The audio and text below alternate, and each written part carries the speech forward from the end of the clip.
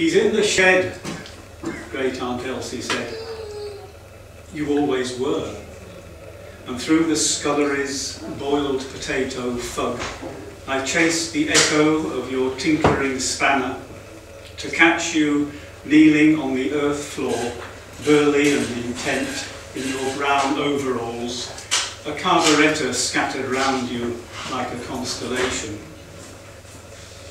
You chucked me on the chin and let me be your little helper when I'd hold a gasket, fetch the big screwdriver from the bench, or dab a finger of grease on the cogwheel. Then you hoisted me atop the padded saddle and I'd stretch across the petrol tank to reach the handlebars. My throat revved through the gears. The road rushed past beneath me in my reckless dream. But when my face frowned into that question mark, you chortled gruffly, "When you get old enough." So every time you rode out, valiant in your double-breasted greatcoat, goggled and leather-capped, a warrior astride the roaring beast you tuned to a purr, I bit my lip, sniffed at the blue smoke left behind. I never did get old enough, of course.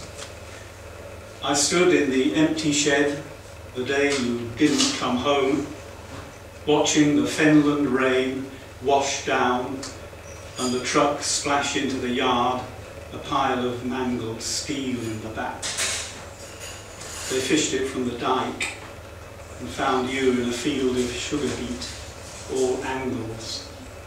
In the porch, Aunt Elsie bawled into her apron. When my thin skin smooths the pages of a book, or primly holds a poet's pen, I think of your giant oil-smudged hands, those spud-thick fingers that could thread a tiny screw, and set me giggling when they dug me in the ribs.